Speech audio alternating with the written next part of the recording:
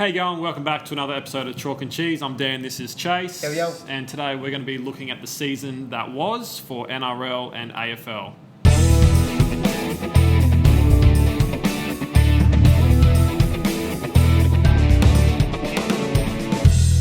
Alright, now, midway through the season we did our Review of our where picks. we had a look at our top 8s, and amazingly my AFL top 4 I picked in the right order. NRL, I don't know what happened there.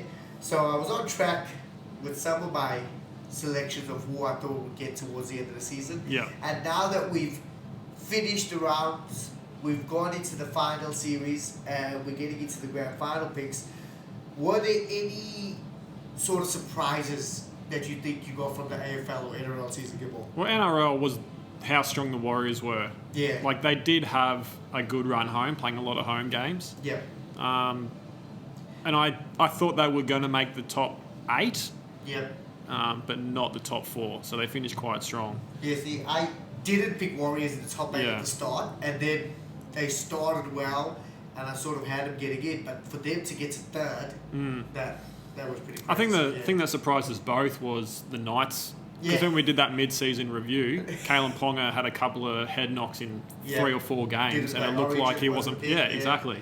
But he's been unbelievable. But the thing is, they put him back to fullback. Yeah. So in the first half of the season, they were trying to play him at 6 or 7. Yeah.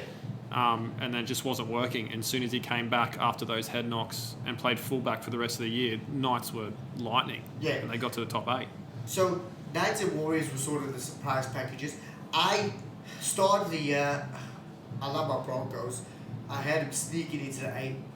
Yeah. And then mid-season, when they were doing it, I was still a little bit worried. But they kept going and sort of kept going. So they've surprised me a little bit. I actually didn't expect them to be this good.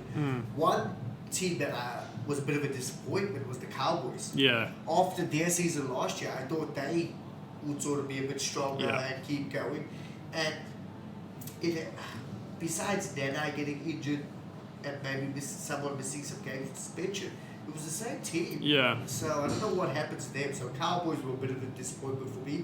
In the AFL, did you have any surprises? Your Geelong surprise? Yeah, I had them in the bottom 8, and that was wishful thinking, I think, mid-season. They just didn't get a full team together. Like, they didn't have the premiership team all playing together once this year. Obviously, a couple of people left, but Tom Stewart missed half the season, Mitch Duncan.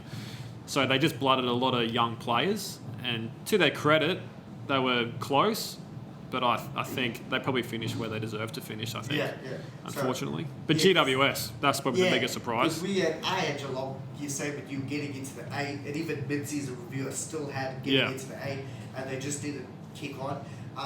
GWS, I don't know where they came from. Their last, I think they won 7 in a row to finish the season, and that's why the Cats didn't make it. Yeah. GWS took their spot. It's because I was like, you coach, they had some players leave. I didn't think they were going to do anything. And for them to finish strong, make it to a prelim and push... And go down by 1. Push pies, like that game could have been anyone's game the last 6-7 minutes. Yeah. So they were a bit of a surprise package. With grand finals coming up this weekend, Broncos, Panthers, Lions, Pies, who do you have? Going off the... Come on, go with your heart. Going off the... Go with your heart. Going off the prelim games, if Lions start the way they did against Carlton, I think Carlton will put 40 on them, not 20. You know what I mean? Yeah. They're just going to execute, and they're ruthless. Yeah. But to Lions' credit, they were able to absorb, recalibrate. Like, they needed quarter time. Like, Okay, the dog needs water, mate. That was... And then they just steamrolled them. Yeah. So if they can start well, Lions, I want them to win. Like, it's going to be great for the city. I moved to Brisbane in '98 before they won their first flags. And So you brought the flags? Yeah, I brought the flags. 2000. No, well, I came playing AFL from country New South Wales, and I come up here, no one plays it, so I went and played soccer. The Lions win 3 flags, everyone goes play AFL. Baby. So it'll be good for the sport, and the town's going to absolutely love it, because the Lions, again, it's been a long haul with Fagan, and we knew that, because they're all young, but I think there needed to be something to come of that for everyone to be excited about. So I'm going to say, oh man, I hate the Pies. I'm going to say Lions. Lions! Yeah. Booyah! Alright, I will say I'm on the Lions. Lions bandwagon as well. So, both of us going for the Lions in the AFL. NRL. Now, I told you to pick with your heart, and I always do. That's why I get in a bit of trouble. So, I'm picking the Broncos to hopefully stop the Panthers 3 in a row. Yeah.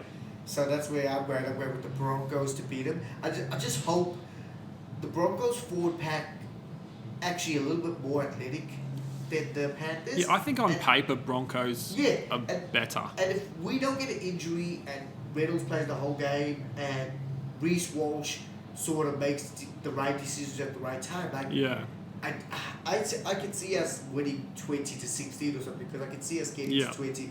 And Panthers, I don't think they've been. I know they won their last 2 finals with a few points, but I don't see them scoring a lot of points against us. We had a hard start against Warriors, letting those 2 tries in with the Warriors, and like you said, if we do that to the Panthers and the Panthers go up 12-0, it'll be a complete different game because then.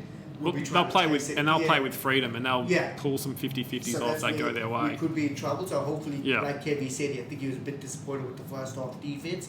If we can start strong defensively, I can see us winning. So I'm going Broncos, a 2016 win, and I'm going Lions. I reckon Lions are going to win 78-74.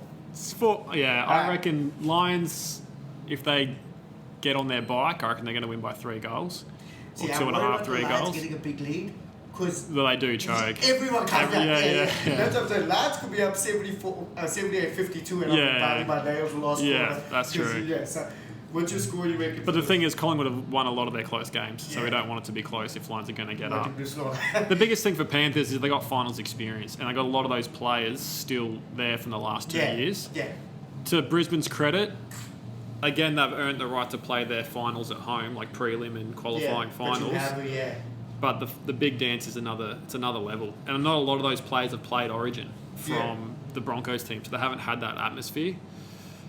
I hate Panthers as well. Sorry, Benny Lewis, friend of the podcast, but he's a mad Panthers fan. I think Panthers are going to do it, unfortunately. I don't want them to. But I think, like we were talking about before, the Broncos' best, I think, can beat the Panthers' best, but the Panthers won't have a bad game.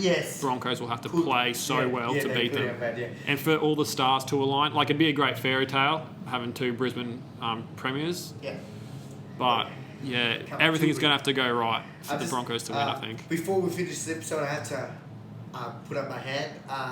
Start of the year, I was getting ready to fire Chris Fagan. But I did say, if he makes it to the grand final or win, he can stay on. So, Lions, please keep Chris Fagan. And hopefully he wins us a premiership, and next year we can have another good season. That's it for our episode this week. Make sure to catch us next week on Chalk and Cheese.